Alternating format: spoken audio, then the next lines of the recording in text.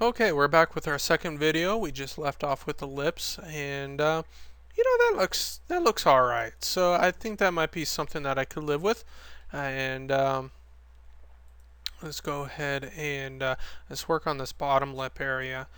Uh, if you remember, a lot of times I will accentuate the shadow underneath the lip, which does give some nice shape to the lips without actually shading it in. So let's go ahead and take a look and see what we could do here. I kind of want to get into here a little bit. Let's zoom in a little bit more. Let's go ahead and just kind of darken in some of these shadows and see what we have to work with. And let's go ahead and get rid of some of this other stuff. It's this part here that I'm wondering about. This is usually the shadow I end up embellishing, but as you can see in this portrait, the shadow really doesn't play as big of a role in this particular picture. So I'm trying to decide whether or not I want to darken up these shadows or not. But right now, I know for a fact that I don't need all this other garbage, so I'll go ahead and remove it. I'm doing this freehand because I kind of like the squiggles. The irregular lines, I find that really interesting. In fact, a lot of my patterns, you'll kind of see that I do really like irregular lines. In fact, I got a little carried away with that one.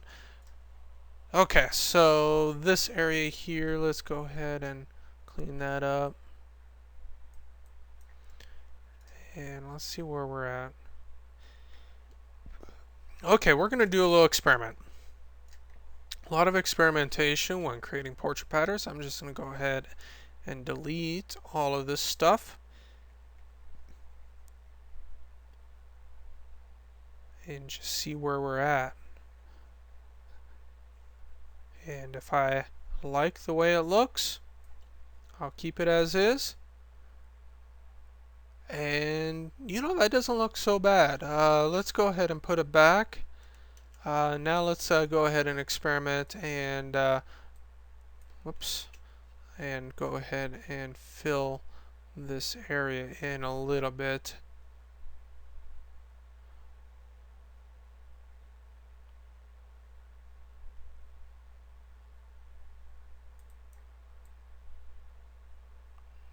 And just see what that looks like.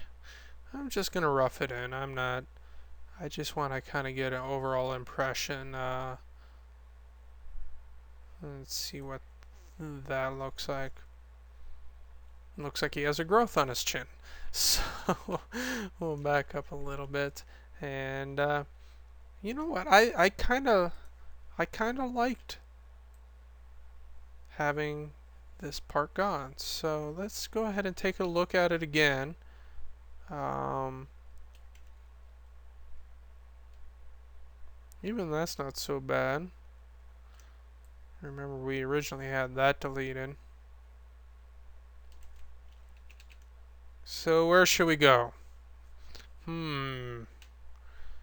What if we get rid of this stuff? And then darken in. Darken in this stuff.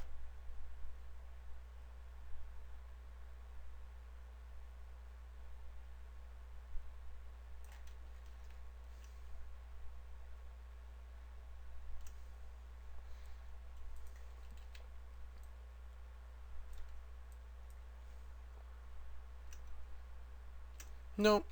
I think we were on the right track the first time. So let's go ahead and just delete all this, and we'll just have that little hint of a shadow right there, and I think that'll work actually pretty good.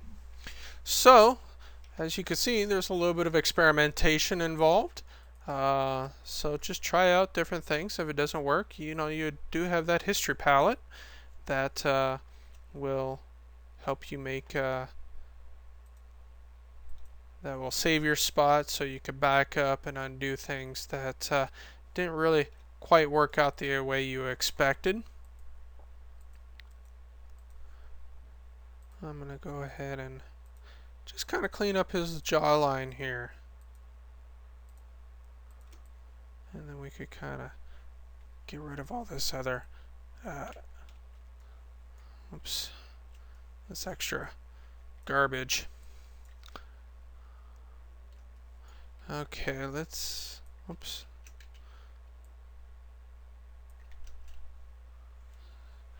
Okay, so you can kind of start to see the portrait coming together. What should we work on next? Boy, this little line, this crease in his forehead, very prominent. So let's go ahead and work on that real quick. I'm just go back to my number 5, and then we'll go ahead and connect this area up. I'm going to go ahead and connect this area up. I'm just going to go ahead and play with this just a little bit. And let's go ahead and close that up a little. So if we're going to be including this wrinkle, I suppose we probably should include the other wrinkles in his forehead. So maybe we'll work on those next. Let's go ahead and clean up this wrinkle here, though.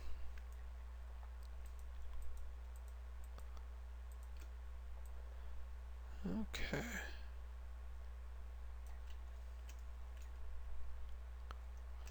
Okay, do we want to include anything else? Maybe let's bring this up just a tish. We'll go something like that.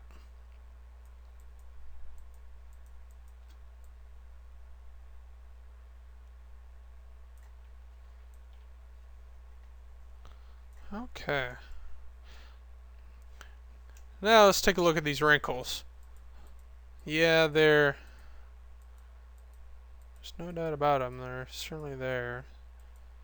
So we should probably include them. This area here, I think it would be kind of easy to kind of include all this stuff over here. Here's kind of an interesting little lake.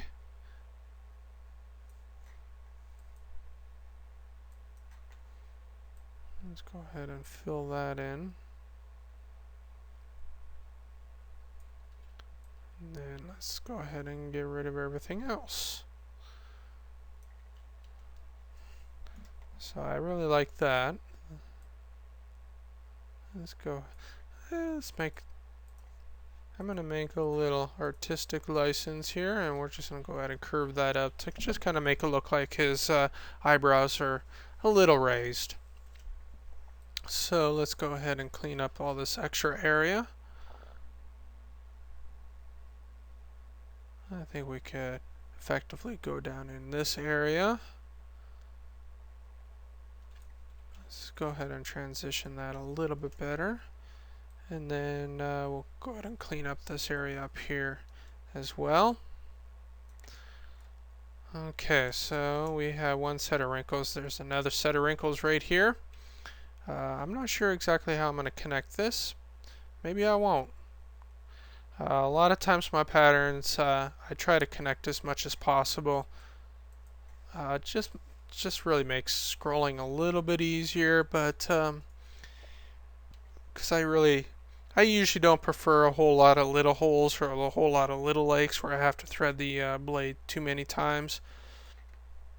So I try to connect many of these lakes as possible, but it doesn't always work out. But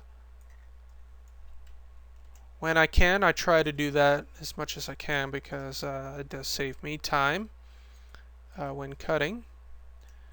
Okay, let's work on these wrinkles. This is going to be a lot of line art, I think. A lot of veining. Usually when I do some veining, I like to try to find a thicker area where I can put my entry hole for my drill bit. Because you know, you could buy just small drill bits that are about the same size, but you know, you're still going to have that little hole, which is fine, I guess. But I like to try to disguise that as much as possible. So I like to make these little areas that make adding entry holes that much easier.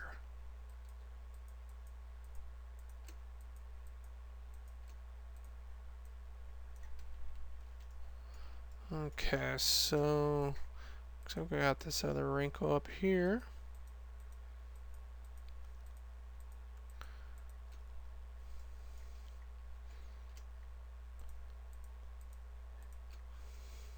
I like working with wrinkles. It's a lot of fun. Um, you really only have the liberty working with wrinkles if you're working on male portraits. As I said before, you know, this is called character. With women, I guess they tend to be flaws, which is a completely double standard, and I know this, but it certainly is a cultural thing. I'm not sure if I like that second wrinkle that I added there, so chances are I'll probably take that out. There's this wrinkle here that is kind of interesting. But I know for a fact pretty much everything else I'll probably exclude. So let's just go ahead and grab the bigger paintbrush and let's just go ahead and get in there and get rid of all this extra garbage. So we'll go in through there.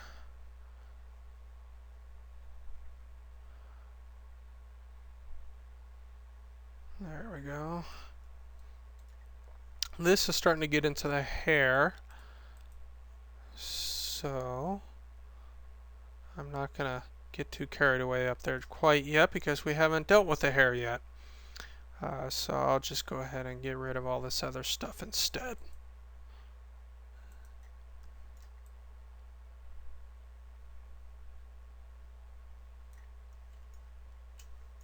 Okay.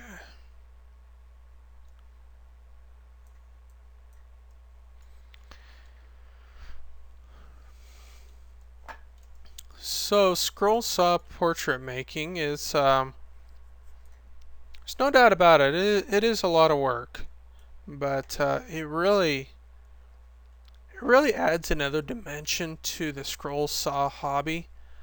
Just deleting some of the stuff I already know I'm not going to use at all, so just save me time in the future. But creating your own scroll saw portraits really does add a completely new dimension to the scrolling hobby. There's really nothing better than cutting one of your own patterns, and really a great sense of satisfaction. In fact, a lot of times I find it sometimes it's easier for me to find time at the scroll saw rather than I'm sorry.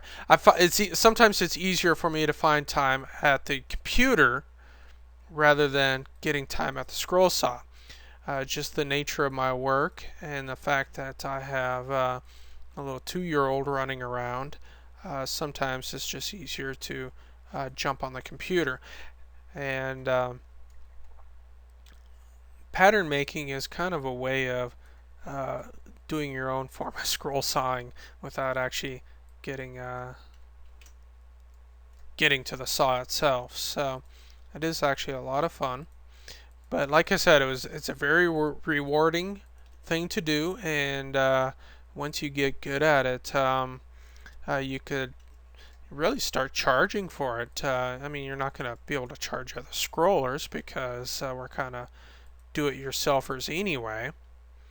But you know, word of mouth, it's gonna go around pretty quick. You do a portrait of your niece or a coworker's daughter or something like that, and it won't be long before people are asking you to do things for them, and you could start charging. There's nothing wrong with making a little extra money doing something you love doing. And I don't know what you could, just depends on really where you're at. Really kind of depends on how much you could charge for something like this.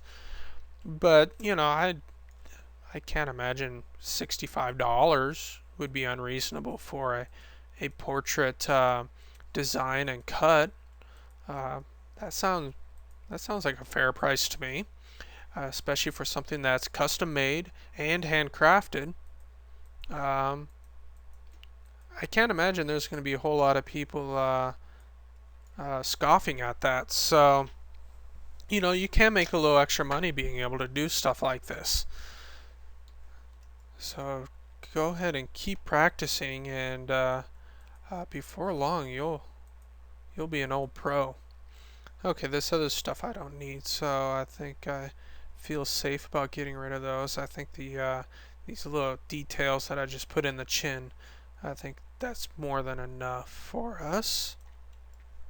Down here we have a little fold of skin, but we're still going to have to bridge it somehow, so let's go ahead and get that in here.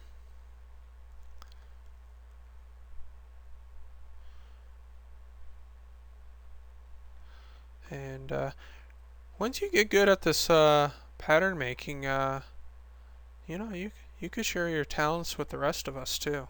Swing over to Scrollsoft Village, post a few patterns in the pattern library, and I'm telling you what, there's really no bigger thrill than seeing somebody actually go through and grab one of your patterns and cut it and frame it and posting a picture of it. It really is a cool feeling, seeing your paint or your pattern come to life. It's a very, very cool experience.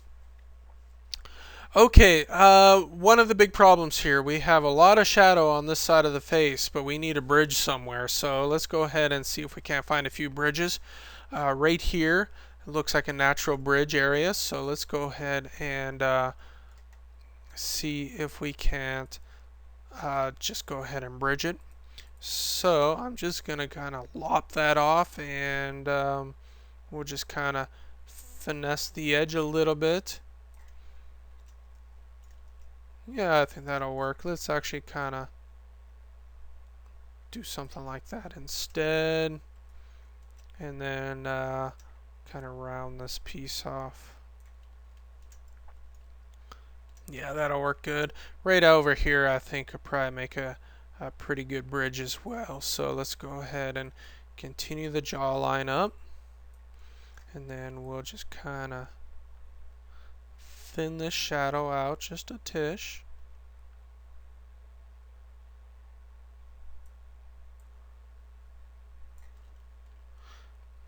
And let's go ahead and just thicken up that bridge. We want something, this is a supporting bridge, so we need something that's going to be able to support the cutting. And, I think that works all right. I think let's go ahead and thin this area out just a little bit. It just seems a little heavy on this side. And again, this is just one of those decisions you just kind of make on the fly. Okay, there we go. So now we're starting to kind of get it together. I suppose we should, actually we're pretty darn close to being done. Let's go ahead and finish the ear, and then we'll work on the hair. The portrait, he's wearing a black shirt, so chances are I just might blacken the entire area in. So, yeah, let's see what we could do here. Let me take a quick little drink of water because my throat is getting a little hoarse.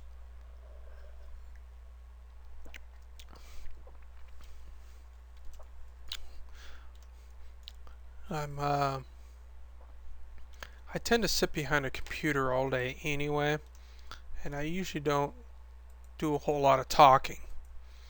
So when I have to talk for extended periods of time, when I'm doing these podcasts or whatnot, my throat gets actually kind of hoarse. And my voice cracks anyway, and when your voice is getting a little hoarse, it just cracks that much more. So, so just kind of bear with me. The information's good, right? Okay, this is where I mentioned that sometimes I just kind of hint at the ear. This is one of those examples. Here's a little jawline. I kind of extend it up past the ear a little bit, and then I just kind of indicate the earlobe. And I probably won't do much more than that. I might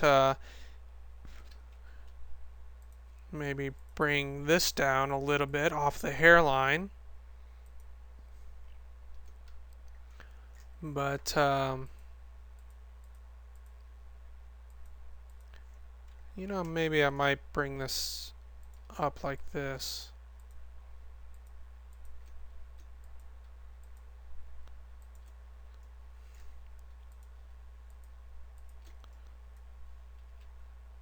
But this is kind of one of those things where I'm just hinting at the ear.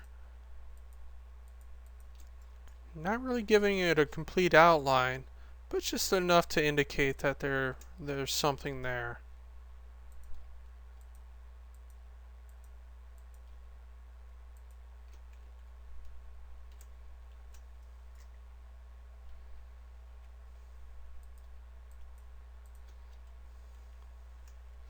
Okay, so I also told you that I like to accentuate this fold or this crease in the ear. So we'll just go ahead and do that. That's usually the most prominent fold in the ear, so that's what most people look at. You even see it in cartoons, that one little line that indicates that particular fold. So I try to put that in. And then I usually do something with the, I don't even know what you call it. It's the little nub right next to the entrance to your ear canal. And I often put that in there, but it's not showing up in this base pattern. So I guess we'll just have to decide whether or not we're going to include it or not. We do have this other shadow right here that's kind of interesting. I'm going to have to take a closer look to see what that shadow really is. But I'm just kind of getting rid of all this extra information here because we don't need it. See how that works? It just kind of hints toward an ear, but there's nothing really there.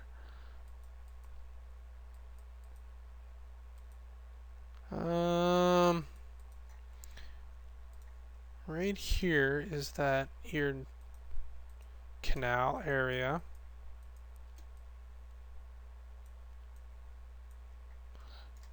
This thing, I just don't know what I should do with that. It's kind of interesting. Maybe I'll leave it in. Let's see what it looks like.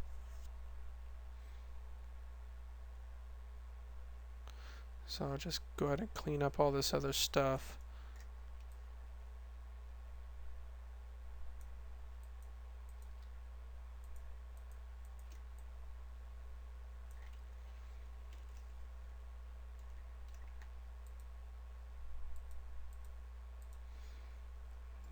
I think I'm gonna, here, let me show you this little trick here. I'm going to take this reference photo, I'm going to put it underneath the pattern so it's between the pattern and the photocopy. I'm going to show you what I'm going to do here. So now I have the reference between the pattern and the photocopy. I'm going to take this the pattern and I'm going to lower the opacity. Well, let's turn on the reference photo. I'm going to lower the opacity, and what you can see is you can kind of see through the pattern to the what's below it. And I'm just going to use that as a general reference to kind of see if we can't get that ear in a little bit better.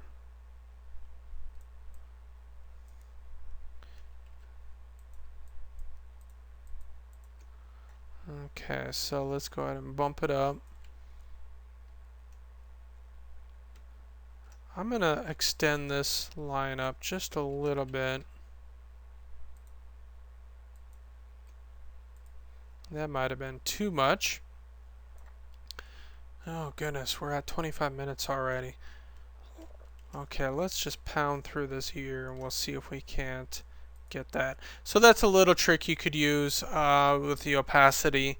I don't use it very much just because it is a little hard to see what the heck is going on. And everything else looks, whoops. See, I had the wrong layer selected and I ended up drawing on my reference photo instead. Let's go ahead and get rid of this thing. I think everything else is pretty much hair. So let's go ahead and grab a larger paintbrush. We'll get rid of all this other stuff. Nah, I like that in there. Let's go ahead and get rid of all this extra stuff.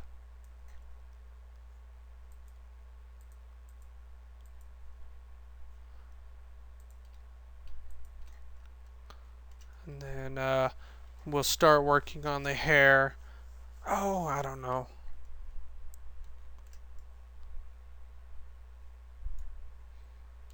Heck with it. Let's start working on the hair right now.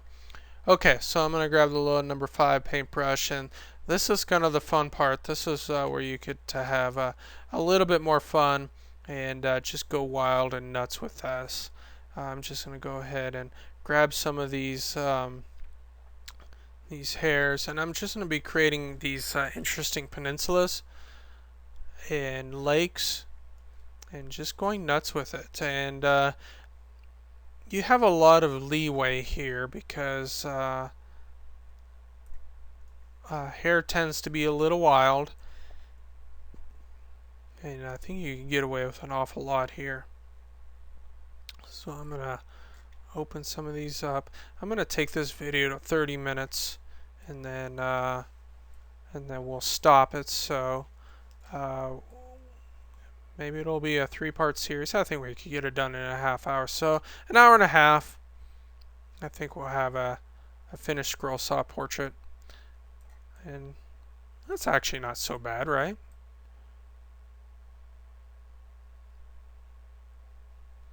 Now you don't necessarily have to spend nearly as much time doing these portrait patterns. You can spend as little or as much time as you want. It just really depends on how much you end up finessing the image and how particular you are. I tend to get a little caught up in the details, so I tend to focus on things that probably doesn't matter all that much in the grand scheme of things, but I like to play with it.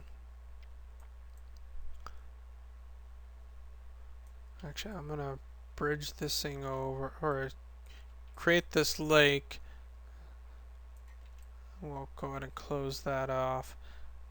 Like I said, I just really hate threading scroll saw blades. So I like to connect as much as possible. Okay.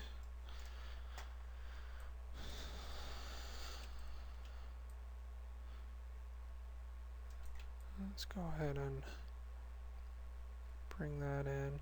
Here's a nice little peninsula. Go ahead and darken this area. I'm using shortcut keys. That's why I'm able to switch between these colors so quickly.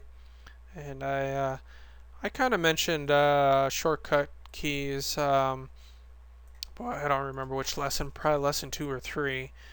You can really see exactly how important they become, because you can kind of see how much quicker I'm able to get this pattern done. rather than actually having to go to the palette every single time you want to switch colors. So I do use shortcut keys an awful lot. Switching colors, I use the X key. I think that's by default switches your colors from the foreground to the background color. I use the